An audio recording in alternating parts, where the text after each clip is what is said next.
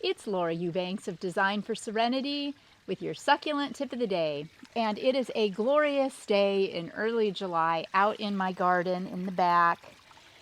And I spend a lot of time sitting where Greg is sitting, doing the filming right now. So this is what I'm looking at, first and foremost, my first line of sight. And is it just me?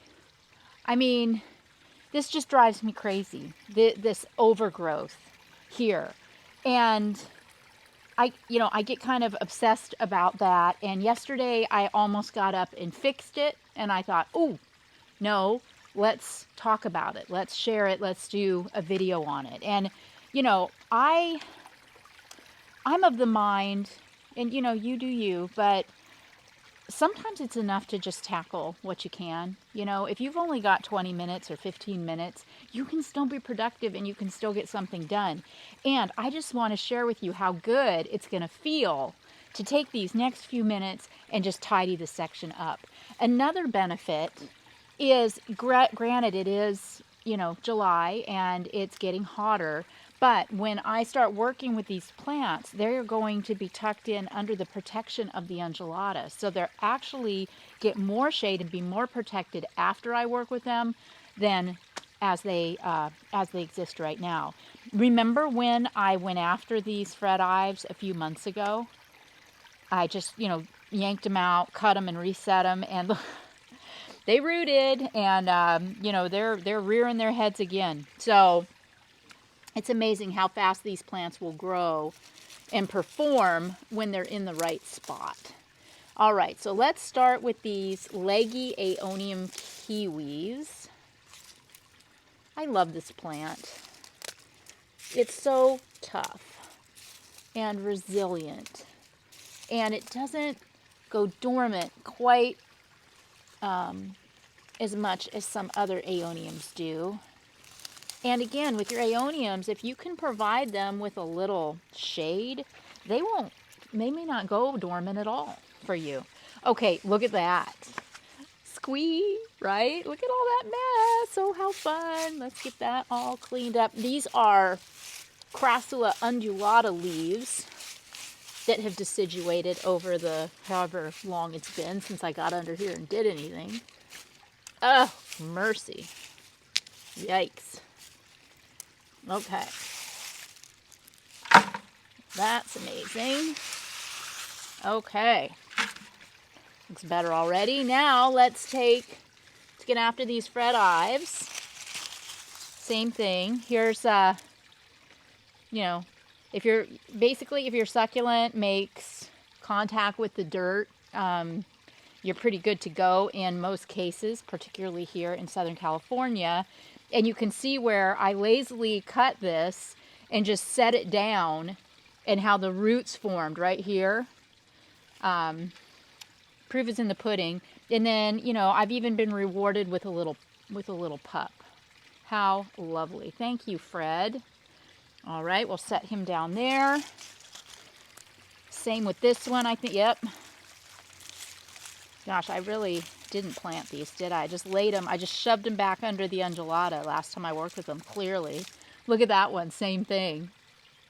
Just all the roots forming down here on the trunk, not on the end. So, you don't necessarily have to stick your cutting directly down in the ground in the hopes that it's going to root from where you cut it.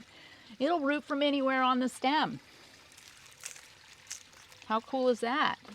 And, when we're doing this, we're cleaning, we're looking for bugs, insects, diseases, problems. It looks like something chewed on my leaf right there. That was probably a snail. And the Fred Ives leaves, because they have so much water in them and they're so juicy, these are great for propagating. If you just take a leaf and lay it on a tray of dry soil and protect it from the sun, give it some shade, and wait, you will very likely get little babies coming right off of that end where you pluck the leaf. Okay.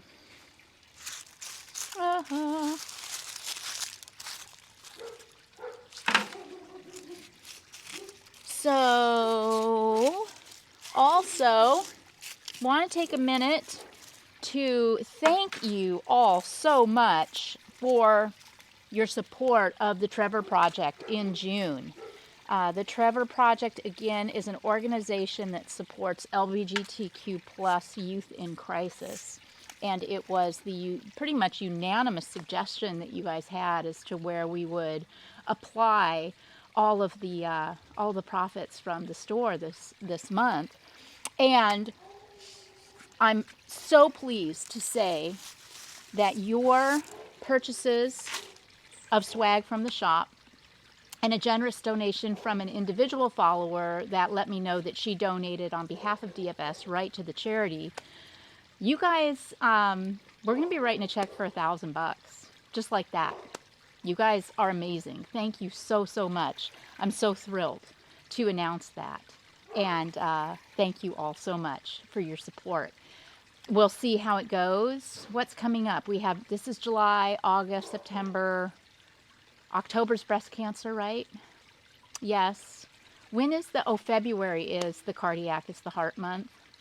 Yeah, I don't know, maybe we'll just do something fun. Maybe we'll bring back the succulent cat for Halloween, or who knows, maybe we'll come up with a brand new idea. What would you all like to see on a shirt? Let me know and we'll see if we can make it happen. All right, here's another one. Same thing, oops. There's a little baby. Another one, just rooted right from the stem. Fantastic. Okay, get this all cleaned up. So I can't see, you guys can, but I'm assuming this is looking hella better, right? Already. I'm also, I'm just picking out the spider webs as I go. I'm elephant in the room here. Let's just take a minute and talk about this Crassula undulata.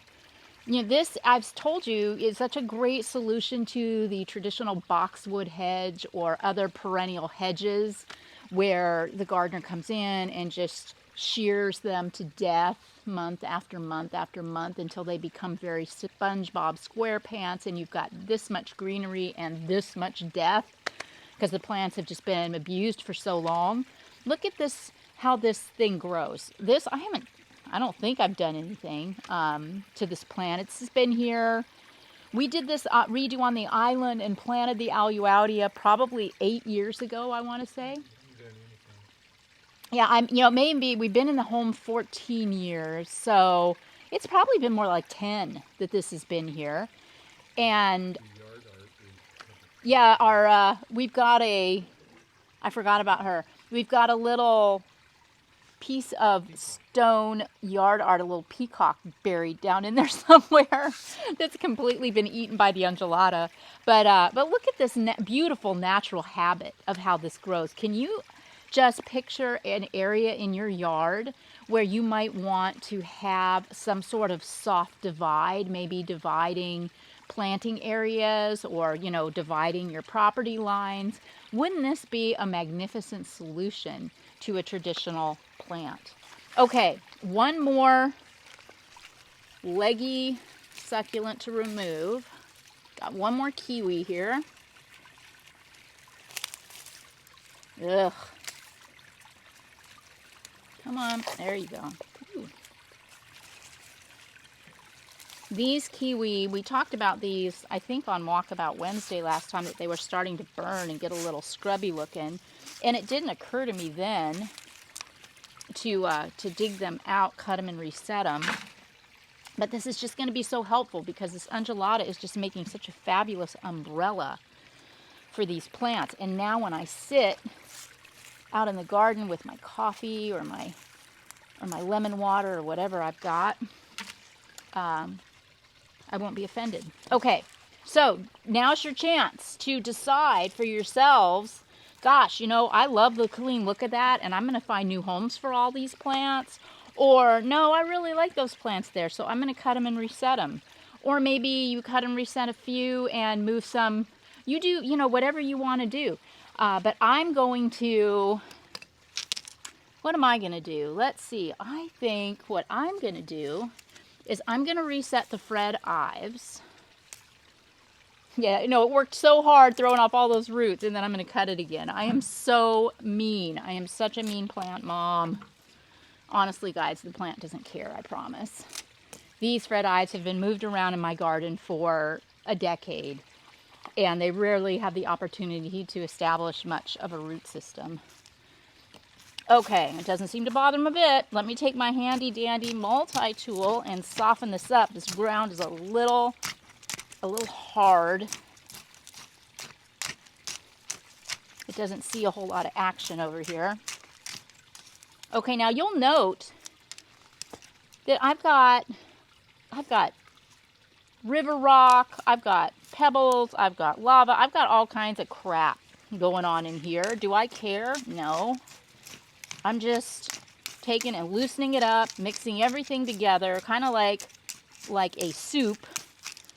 And then I'm just going to take and reset these Fred. We've already established that it doesn't really matter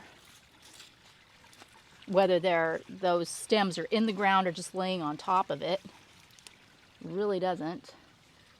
Okay, and then the third one, you know what? I'm going to do a trio right here. I'm going to set this one back in a little deeper.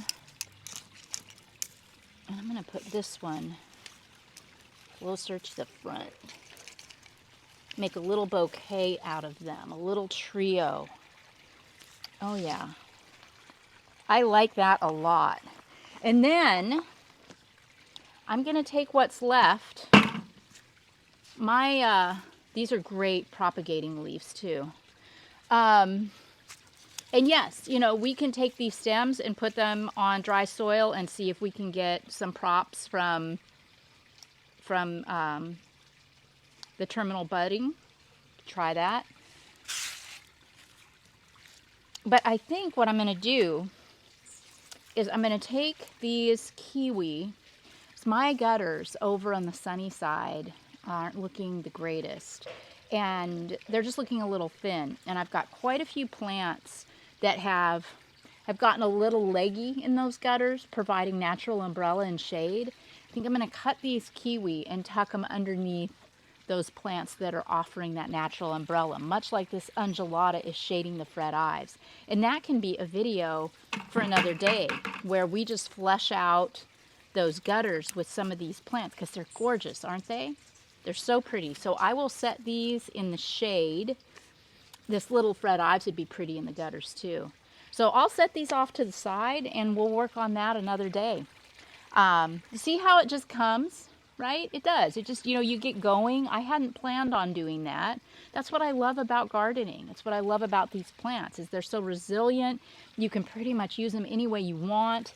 And, you know, I was inspired once I got deep into it to take and move these into another area. So this has been my tip. This has been my story. Thanks again, all of you, so much for being so awesome.